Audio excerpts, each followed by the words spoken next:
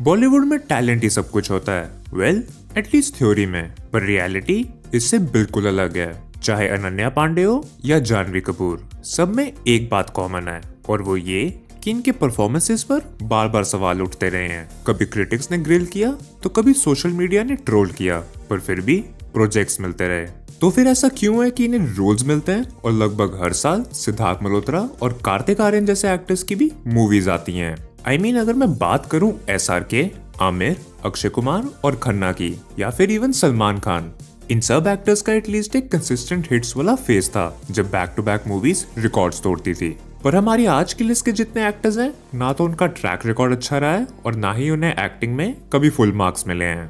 तो यही ध्यान में रखते हुए let's talk about the top 10 no talent Bollywood actors who keep getting work. तो अब दोस्तों, बिना किसी डिले के इस वीडियो को शुरू करते हैं। पहले नंबर पे है कार्तिक आर्यन।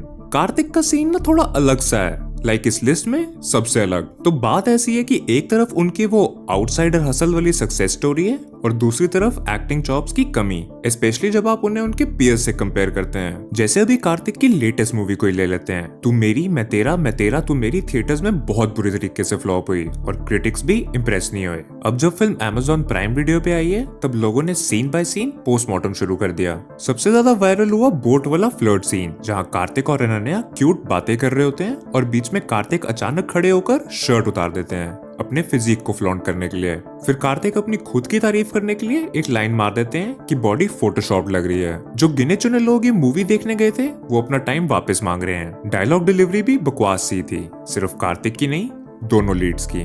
कैसे कोई प्यार का पंचनामा के 15 साल बाद भी सेम फ्लैट टोन रख पाता है, ये बस कार्तिक ही सिखा सकते हैं। मैं ये भी मानता हूँ कि भूल भुलैया 2 ने पैसे कमाए और थर्ड पार्ट भी आ गया। मतलब ऑडियंस आ जाती है, लेकिन ऐसे ही चलता रहा तो नैया डूबने में समय नहीं लगेगा।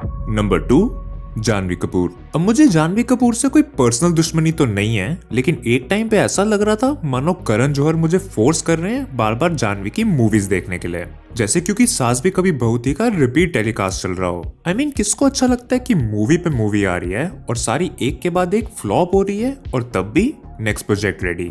ऑब्वियस रीजन तो यही है कि वो स्टार किड है प्लस इंडस्ट्री सपोर्ट। पर फिर सवाल आता है, अर्जुन कपूर और सोनम कपूर को भी चांसेस मिले थे और जब फ्लॉप्स पाइल अप हुए, ऑफर्स बंद हो गए। पर पहले के कुछ सालों में करण को ऑब्सेशन हो गया था जानवी से और वो उनको नेक्स्ट आलिया भट्ट बनाना चाहते थे। आप क्रोनोलॉजी समझिए, 2018 में धड़क से डेब्यू हुआ ईशान खत्तर के साथ करण जौहर के बैनर से। मूवी सुपर हिट टाइप तो नहीं थी और काफी लोग श्रीदेवी जी के लिए देखने गए थे, क्योंकि रिलीज से कुछ मंथ्स पहले श्रीदेवी जी की डेथ हुई थी और मीडिया में ऐसे पीसेस चले जिसे सिंपैथी मिले, जैसे श्रीदेवी जी सेट पे रोज गाइड करती थी वगैरह वगैरह। फिर घोस्ट स्टोरीज फ्लॉप और उसके बाद Gunjan Saxena, Roohi, good luck Jerry, Bawaal और रिसेंटली रिलीज हुई सनी संस्कारी की तुलसी कुमारी और परम सुंदरी भी नहीं चली। अब मुद्दा यहाँ खराब स्क्रिप्ट का है ही नहीं, एक्टिंग का है। गुंजन सक्सेना जैसी आर्मी टाइप फिल्म्स इंडिया में चलती हैं और अगर जानवी की जगह तापसी पन्नू या यामी गौतम होती तो शायद मूवी बेटर परफॉर्म करती।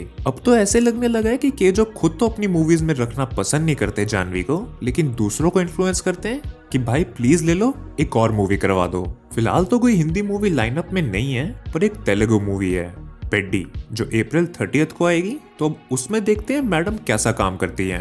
इंडिया, केरला मलयालम मोहनलाल, तमिलनाडु तमिल रजनीकांत, आंध्रा तेलुगु अल्लू अर्जुन, कर्नाटका कन्नड़ा यश। तुम्हारे लिए हर south Indian Madras, bloody north Indians, ignorant, talented, arrogant title, you bloody tinker। Number 3, Siddharth Malhotra. Siddharth का केस कुछ ज्यादा ही टिपिकल हिंदी सिनेमा ब्लूप्रिंट जैसा है। मतलब ही has good looks, soft spoken vibes जैसे कोई chocolate boy, rom com friendly face भी है, प्लस एक सॉलिड फैन बेस। लेकिन एक्टिंग की बात आए तो रेडिट हो या इंस्टाग्राम या क्रिटिक्स, सारे रिपोर्ट कार्ड्स में एक्टिंग रेंज वाले सेक्शन में F ही मिलता है। इवन कपूर एंड सन्स जैसे स्ट्रॉन्ग कास्ट वाली फिल्म में सिद्धार्थ का जो कैरेक्टर था, एक नेग्लेक्टेड और केयरफ्री बट टैलेंटेड छोटे बेटे का, उसमें काफी स्कोप था। लेकिन वही बात फिर से कि परफॉर्मेंस में वो अंदर तक फुली जो घुसना होता है वो उनसे नहीं हो पाया। द थिंग इज, मल्होत्रा साहब सिर्फ तब सही काम करते हैं जब डायरेक्टर उन्हें उंगली पकड़ के चलना सिखाए। पर आप ही बताओ, ऐसे कैसे चलेगा? मतलब स्पून फीडिंग ही करनी है तो उसके लिए किंडरगार्टन जाना चाहिए, राइट?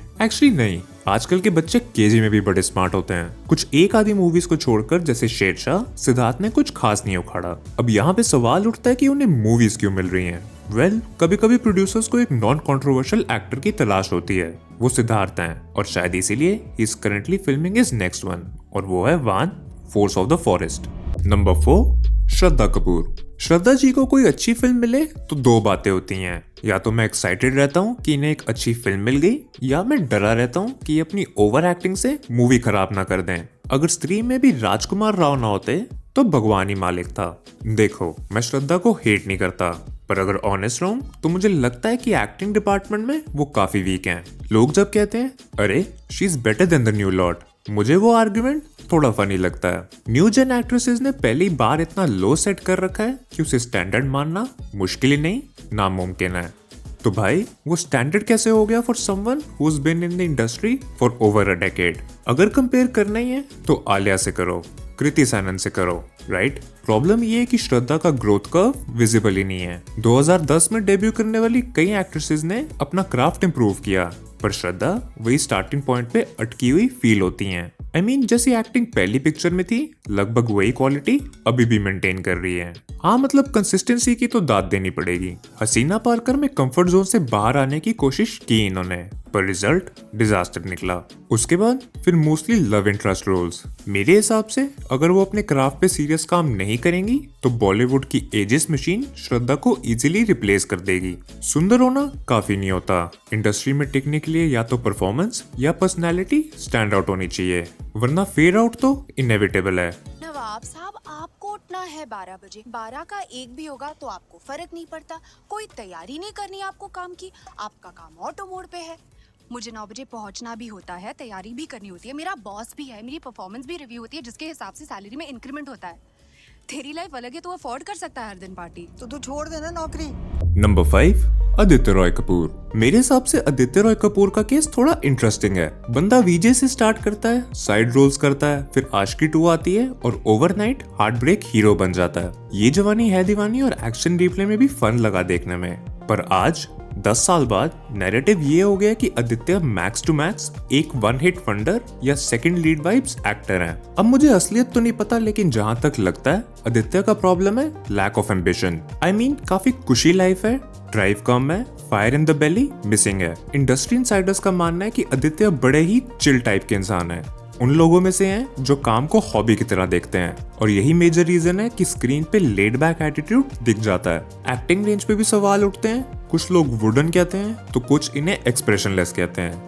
डांस स्किल्स भी इनके बस सलमान से कुछ ही बेटर हैं। और एक हार्श रियलिटी ये है कि अब आदित्य 40 के हो गए हैं और ये अब तक स्टार नहीं बन पाए हैं, और अब आगे तो बिल्कुल नहीं बन पाएंगे। But you know what, although I think Aditya Roy Kapoor की मूवीज नहीं चल रही, इन्होंने टीवी शोज में सही काम करा है। जैसे द नाइट मैनेजर को काफी प्रेज मिला, और मुझे पता नहीं आपने देखी है या नहीं, पर टॉम हिडलस्टन वाली नाइट मैनेजर और आदित्य वाली नाइट मैनेजर में प्रोडक्शन क्वालिटी वाइज फर्क तो है, पर लीड एक्टर्स वाले डिपार्टमेंट में दोनों ने ऑसम काम किया है। So maybe it's time to switch. पर जब तक आदित्य कंफर्टेबल है अपनी लाइफ में, जब तक पैसा है, चिल है, तब तक एक्टिंग क्वालिटी शायद ही बेटर हो पाए। नंबर 6, अनन्या पांडे। ऑनेस्टली, ना सोशल मीडिया ने अनन्या पांडे को बख्शा है, ना क्रिटिक्स ने, और ना ही ऑडियंसेस ने। प्राइमरी इशू ये है कि मैडम नेचुरल एक्टिंग कर ही नहीं पाती। एक्सप्रेशंस फिक्स्ड रहते हैं, एनर्जी लो रहती है जैसे जबरदस्ती किसी डेट पे आई हो, और वो परमानेंट इमोजी वाले एक्सप्रेशन रहते हैं। गहराइयां का क्राइंग सीन तो लोगों को इमोशनल नहीं, फनी लगा। आई मीन, अनन्या ने ओवर एक्टिंग के बार को भी इतना लो लेकर चली गई हैं जैसे समंदर की गहराइयां, पर फिर भी मूवीज मिल रही हैं। लाइक अगले साल इनकी एक और मूवी आएगी, जान मेरा दिल। ड्रीम गर्ल 2 में नुसरत को रिप्लेस करना भी मुझे हजम नहीं हुआ। मूवी में अनन्या की डायलॉग डिलीवरी बहुत बकवास है, मतलब awkward accent, weak lip sync, average dancing और स्कूल फंक्शन की लेवल की energy. If I am being honest, 60 years की माधुरी जी और 71 इयर्स की रेखा जी में ज्यादा स्क्रीन प्रेजेंस है। एक्चुअली नहीं, I'm sorry, I should not even compare legends like Madhuri ji and Rekha ji with Ananya Pandey. Ananya अगर किसी जगह टैलेंटेड है तो वो है PR, पर मैं भी क्या कह रहा हूँ, PR भी वो खुद नहीं हैंडल करती, उनकी टीम करती है। अनन्या को 6 साल हो गए हैं इंडस्ट्री में, और बाकी ऑडियंस का तो पता नहीं, मेरा पेशेंस लेवल खत्म होने की कगार पे है। अगर इन सब एक्टर्स को रोका नहीं गया, सनी पाजी के पहले गदर 3 मैं मचा दूंगा। नंबर 7, सारा अली खान। मेरे हिसाब से सारा का मेन प्रॉब्लम है उनकी पर्सनालिटी और उस पर्सनालिटी को रियल लाइफ में सीमित रखने की इनकेपेबिलिटी। Let me explain. सारा की ऑफ स्क्रीन बॉयस्ट्रसनेस मतलब कुछ ज्यादा ही एनर्जेटिक और प्लेफुल पर्सनालिटी कभी कभी ऑन स्क्रीन भी आ जाती है, तब भी जब जरूरत ना हो। सारा ने भी इस चीज को एक्सेप्ट किया है कि loud and attention seeking persona performances में दिख जाता है, और जब पेट्रियोटिक या सीरियस मटेरियल आता है क्रिटिक्स और ज्यादा स्ट्रिक्ट हो जाते हैं। ए वतन मेरे वतन में भी यही हुआ था। अगर हम मर्डर मुबारक की बात करें, कास्ट में हैवी वेट्स थे जैसे विजय वर्मा, डिम्पल कपाड़िया, पंकज त्रिपाठी, संजय कपूर एंड टिस्का चोपड़ा, पर डिस्कशन का मेन टॉपिक सारा ही बन गई। काफी लोग कहते हैं कि उनके एक्सप्रेशंस अननेचुरल लगते हैं, डायलॉग्स फोर्स्ड फील होते हैं और इमोशनल सीन्स में वो over the top cartoonish faces बना देती हैं। अब मुंह नाक बनाने को और स्ट्रेन फेसेस बनाने को हम एक्टिंग तो नहीं कह सकते ना। फॉर एग्जाम्पल करीना को ही ले लीजिए। करियर के 6-7 साल बाद ही उन्हें ओमकारा और जब भी मेट मिल गई थी, और यहाँ 5 साल से भी ऊपर का टाइम हो गया है, लेकिन अभी भी हम इनमें इम्प्रूवमेंट ही ढूंढ रहे हैं। आई गेस जो एकमात्र तारीफ मैं उनकी कर सकता हूँ वो एक्टिंग की तो नहीं, पर हाँ उनकी ऑनेस्टी की है। जब लव आजकल और कूली नंबर 1 में उनकी एक्टिंग को क्रिटिसाइज करा गया, उन्होंने एक्सेप्ट करा कि हाँ काफी गंदा परफॉर्मेंस था। बाकी अब देखते हैं ये अपने नेक्स्ट प्रोजेक्ट पति पत्नी और वो 2 में कैसा काम करती हैं। जो भी हम सॉर्ट आउट कर लेंगे। ये सॉर्ट आउट नहीं होगा वीर। क्या हो गया जोई? तुम मुझे तंग करने लगे। और अब हमेशा की तरह बात करते हैं 3 स्पेशल मेंशंस की। ये वो लोग हैं जो शायद ऊपर मेंशन्ड एक्टर्स जितने सक्सेसफुल नहीं हैं, पर आते नो टैलेंट वाली कैटेगरी में ही हैं। At number 8 we have Tiger Shroff.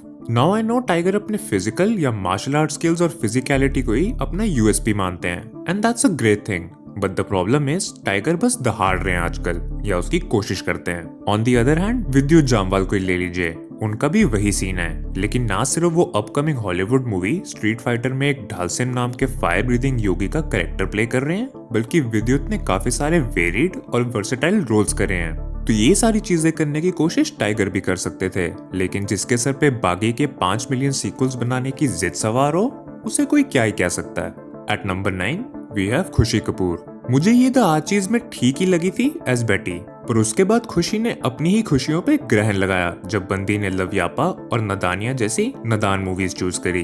इनका नेक्स्ट प्रोजेक्ट है मॉम 2, जो कि श्रीदेवी जी की मॉम का अपकमिंग सीक्वल है, और इसका रिलीज विंडो लगता है 2026 ही होना है। So let's see what she does.